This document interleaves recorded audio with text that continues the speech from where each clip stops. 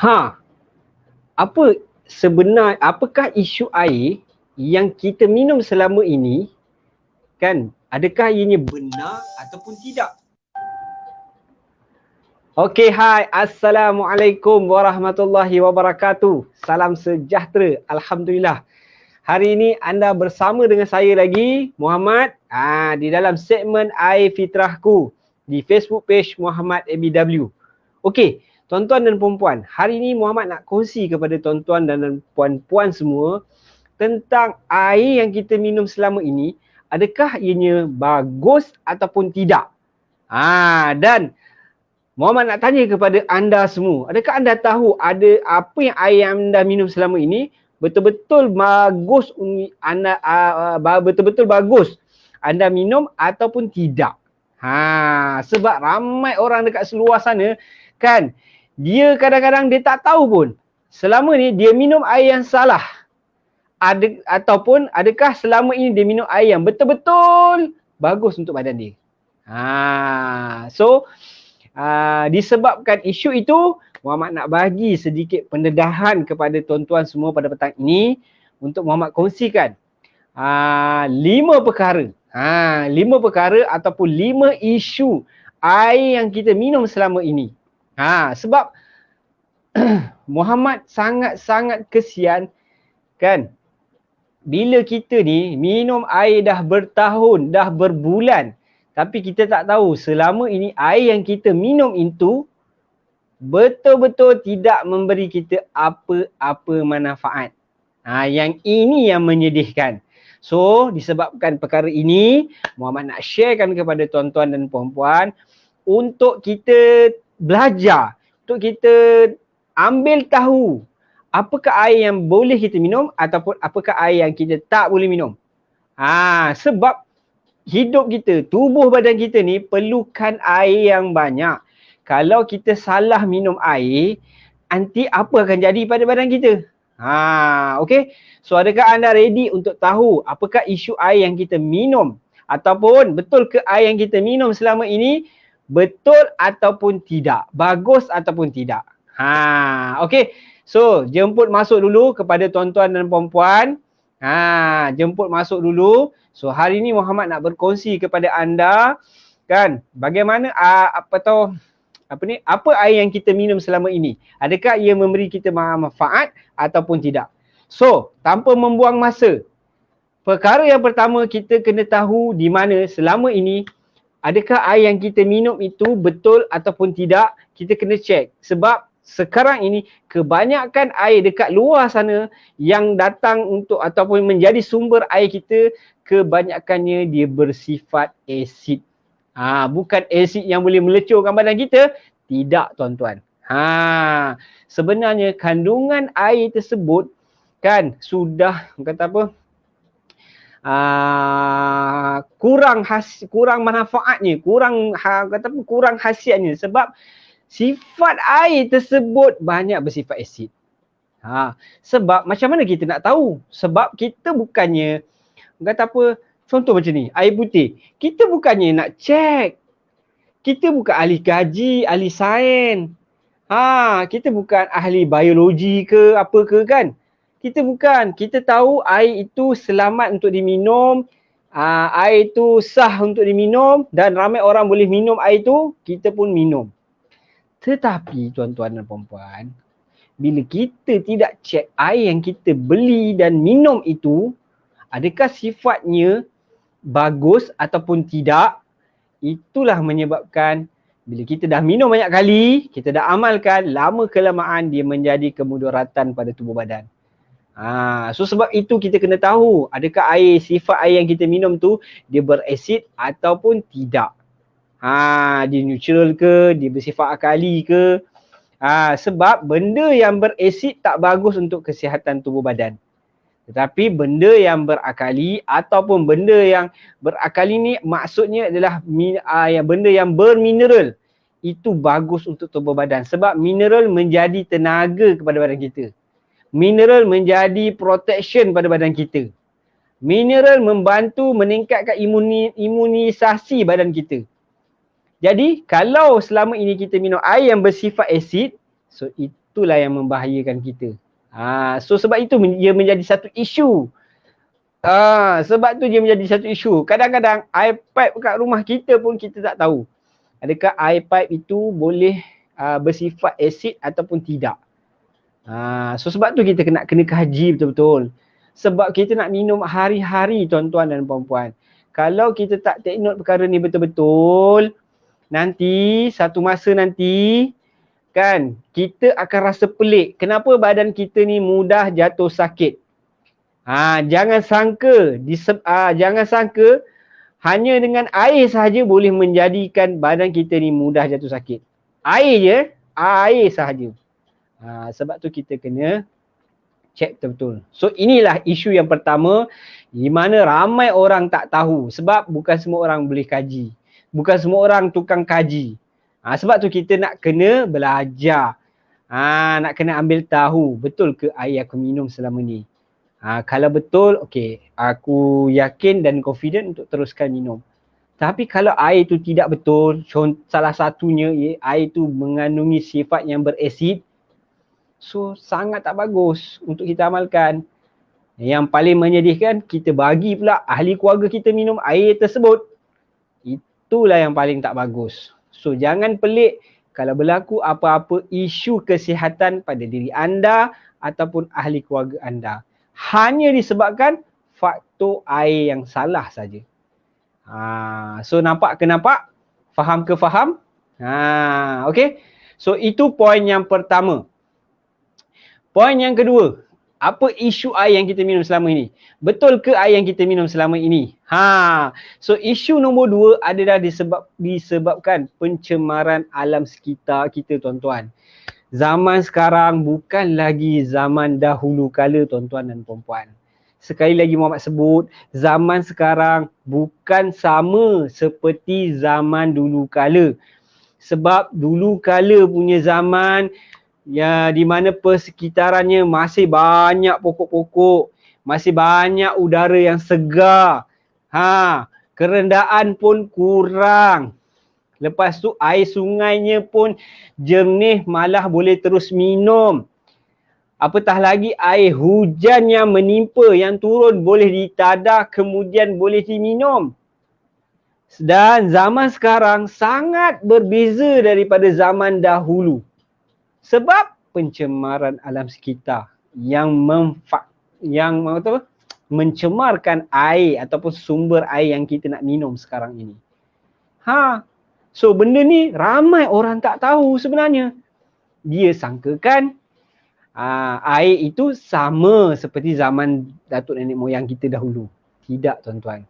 Kalau anda duduk di kawasan bandar yang penuh dengan kerendaan, apatah lagi pusat perindustrian ataupun kilang, senang cerita, lagilah bermasalah kawasan persekitaran sumber airnya. So, macam mana nak buat? So sebab itu perkara yang pertama anda kena buat adalah ambil tahu apa isu air yang kita minum selama ini. Kita jangan minum sembrono ataupun kita jangan main bedal je minum. Kalau kita tak tahu sumber air tu macam mana sifatnya, macam mana kandungannya, bagus ke bagus ataupun tak bagus untuk kita amalkan. So poin nombor 2 di mana isu air yang kita minum selama ini adalah disebabkan faktor pencemaran alam sekitar.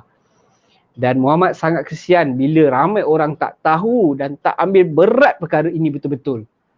Apatah lagi kita berhadapan dengan isu wabak yang menggerunkan, yang merisaukan semua orang di dunia ini. Okay, faham? So inilah isu yang kedua, isu di mana air yang kita minum selama ini adalah disebabkan faktor pencemaran alam sekitar, mencemarkan sumber air yang kita minum. Sebab itu kita menghadapi isu mudah jatuh sakit. Kejap-kejap sakit, kejap-kejap sakit. Dah baik, sakit balik. So benda ni lah yang kita nak kena ambil tahu. Sebab tu topik hari ni iaitu air fitrahku. Muhammad ceritakan bab air, isu-isu air yang mungkin boleh memudaratkan kita, di mana ramai orang tak faham, ramai orang tidak tahu. So siapa nak bagi tahu? So hari ni Muhammad bagi tahu ke anda. So apa yang anda perlu buat? Tolong sharekan video ini kepada rakan-rakan anda supaya mereka pun kita dapat bagi tahu info awal, maklumat penting, ataupun reminder kepada mereka supaya mereka faham, oh selama ni aku hidup dalam persekitaran sumber air yang bermasalah. Antara ni yang tadi yang pertama adalah sebabkan sumber air kita tu bersifat asid. Yang kedua, faktor pencemaran alam sekitar. So bila faktor pencemaran alam sekitar sudah mencemarkan sumber air kita, so air itu akan jadi berasid. So faham ke faham? So bila anda tak faham perkara ini, itu yang jadi masalah. Dan masalah tu akan menyebabkan masalah pada tubuh badan kita. Bila badan kita bermasalah, macam-macam isu datang lagi. Sebab itulah Muhammad nak ingatkan perkara ini kepada tuan-tuan dan puan-puan agar kita take note betul-betul tentang isu air yang kita minum selama ini. Adakah ianya bagus ataupun tidak? Alright. So point nombor 2. Okay.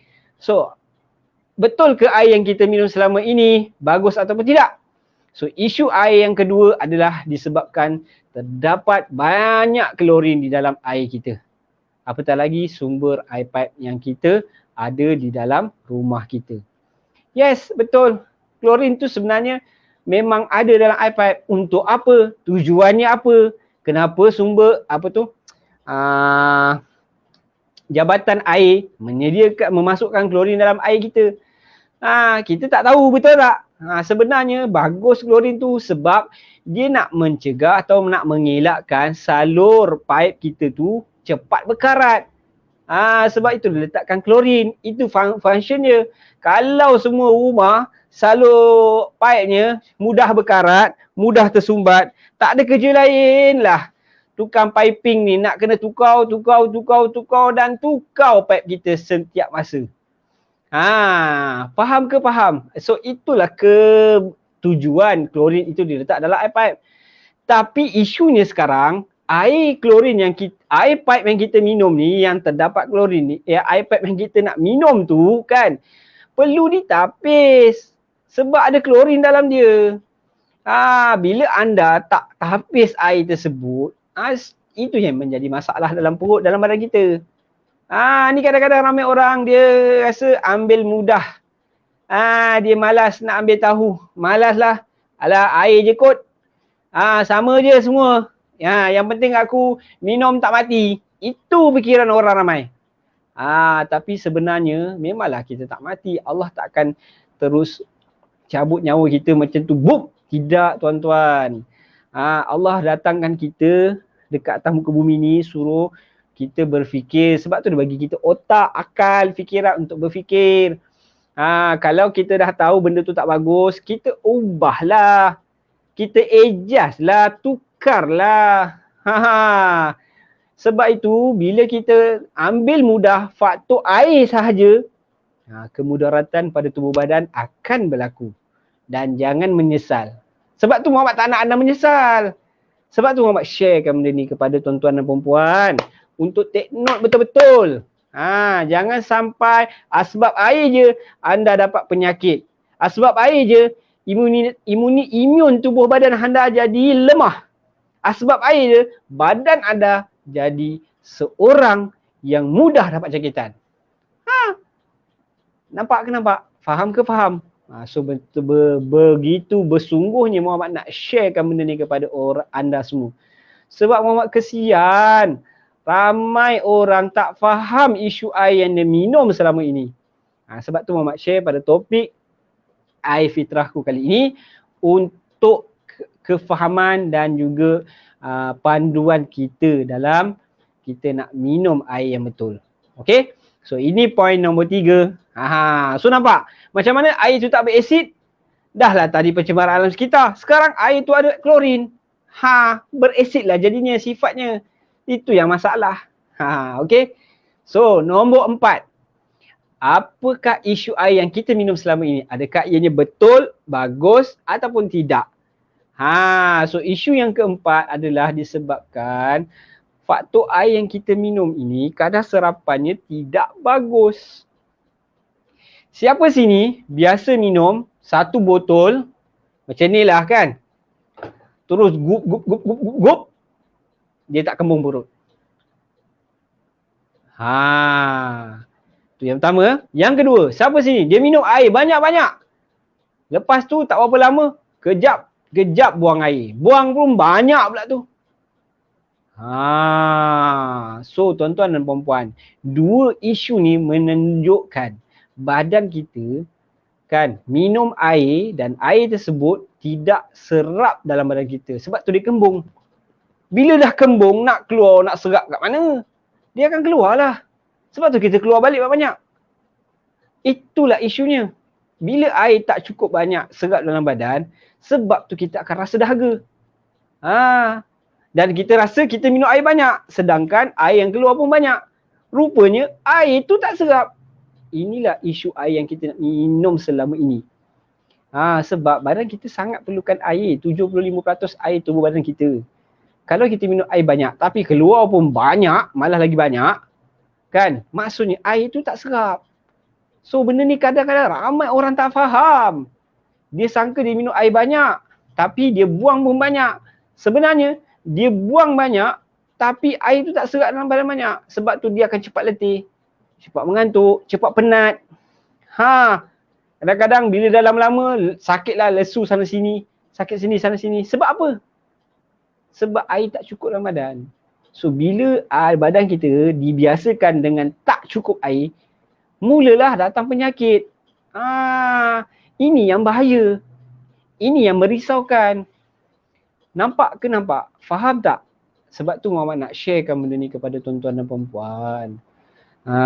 Sebab Muhammad tak nak. Muhammad kesian sungguh kepada ramai orang dekat luar sana, dia tak faham isu air yang dia minum selama ini. Ini bukan cerita jenis air, isu. Baru cerita isu. Untuk apa? Untuk kesedaran kita tuan-tuan. Untuk kefahaman kita tuan-tuan.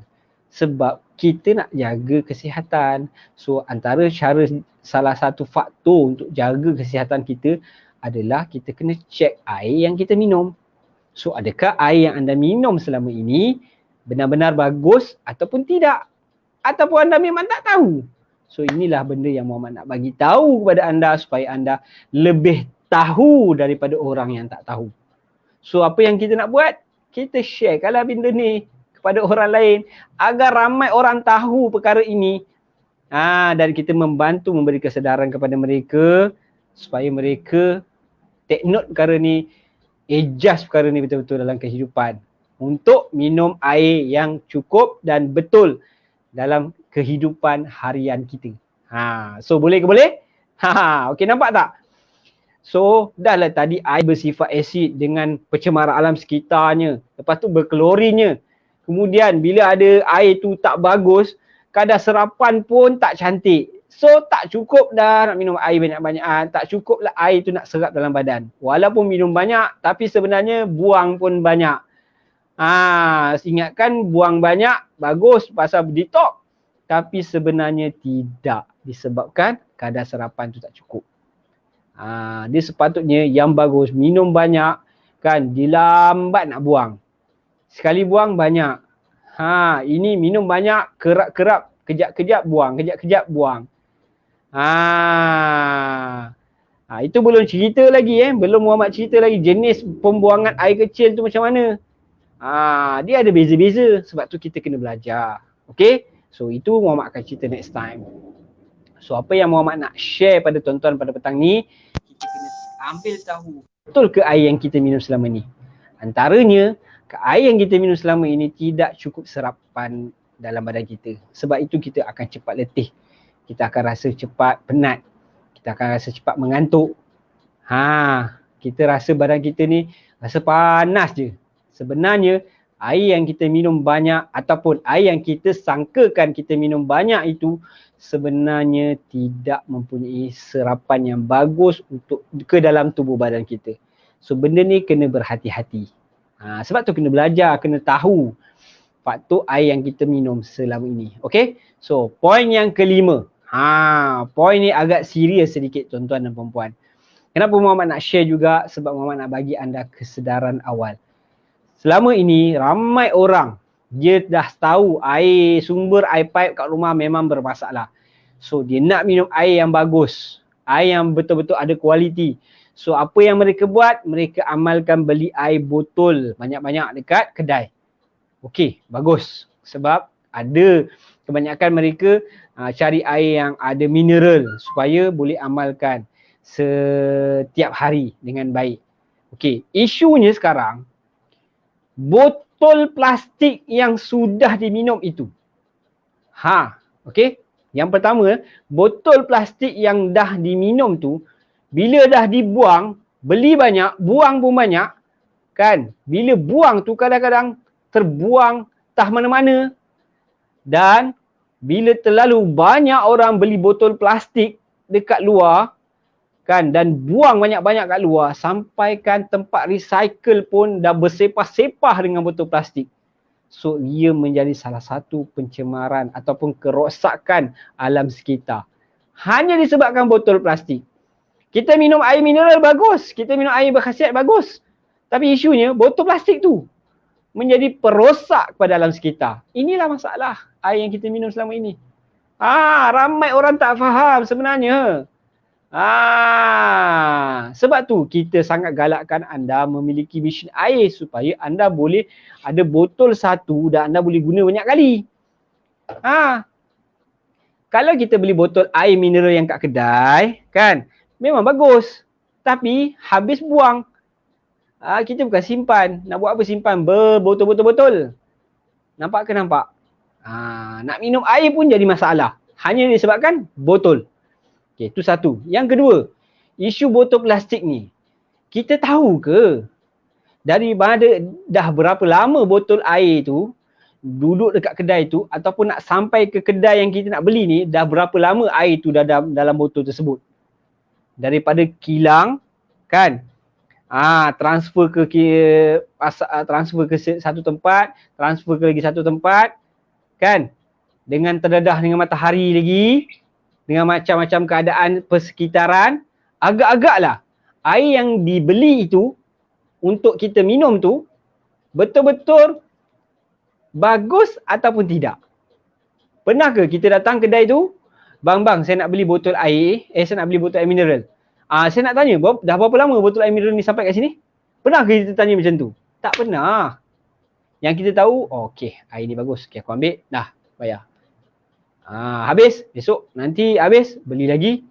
Ni air ni yang biasa aku amalkan, bagus. Okey, aku ambil, bayar. Betul ke betul? So inilah menjadi masalah. Kita sangkakan air itu bermineral.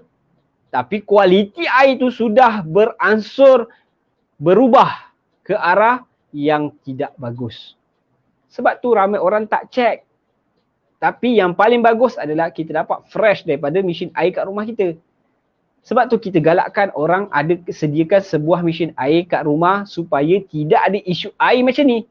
Tidak ada isu air yang dah lama di dalam botol plastik walaupun air itu air bermineral. So kenapa Muhammad share kamu tadi?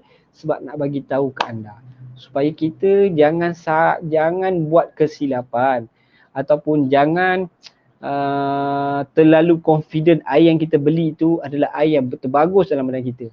Selagi anda tidak cek kualiti air tersebut, selagi itu dia akan merisaukan anda. Apatah lagi kalau anda amalkan banyak kali. So inilah 5 isu air yang kita minum selama ini, di mana ramai orang dekat luar sana, mahupun lelaki ataupun perempuan, ramai tak tahu. So sebabkan itulah Muhammad sharekan perkara ini untuk tuan-tuan dan puan-puan mendapat sedikit kesedaran dan juga inspirasi di dalam memilih air yang betul untuk kehidupan harian kita. Supaya kita ni tak salah ataupun tidak minum air yang bermasalah sepanjang hidup harian kita. Okey? Boleh? Okey, itu sajalah perkongsian Muhammad pada petang ini untuk rakan-rakan sekalian, untuk tuan-tuan dan puan-puan, agar kita jaga kesihatan kita dengan asbab menjaga air minum harian kita. InsyaAllah bila kita jaga yang terbaik, Allah beri kebaikan, kesihatan yang baik dalam hidup kita. Sebab tu apa pun yang ada di depan mata kita, kita kena ambil tahu, belajar, checklist supaya kita ni tak salah buat kesilapan untuk tubuh badan kita. Sedangkan tubuh badan kita ni adalah salah satu pinjaman Tuhan kepada kita. So tanggungjawab menjaganya adalah tanggungjawab kita. So kita jangan anggap perkara lain je yang kita kena bertanggungjawab. Isu air pun kita kena bertanggungjawab sebab kita nak jaga tanggungjawab badan kita ni. Okey? Boleh? Okey. So sekiranya perkongsian kali ini bermanfaat membantu anda dan untuk menjaga kesihatan tubuh badan anda, apa kata kita sharekan video ini kepada kawan-kawan kita yang lain yang dekat luar sana yang mungkin tak tahu ataupun mungkin bermasalah, memang ada masalah minum air selama ini. Okey. Mudah-mudahan dengan perkongsian anda itu Allah mudahkan lagi urusan anda untuk dapat kesihatan yang baik lagi selepas ini, insya-Allah. Bila kita buat benda yang baik, Allah bagi gandakan benda yang baik tu ke atas diri kita. Okey? Boleh? So terima kasih sekali lagi kepada anda yang sudi menonton, terima kasih kepada anda yang sudi like video kali ini dan terima kasih kepada anda yang komen ataupun sharekan video ini kepada rakan-rakan anda. Okey, mudah-mudahan Muhammad doakan anda sentiasa dikurniakan kesihatan yang baik serta berpanjangan bersama seluruh ahli keluarga anda. InsyaAllah kita berjumpa lagi waktu yang lain. Assalamualaikum, salam sejahtera.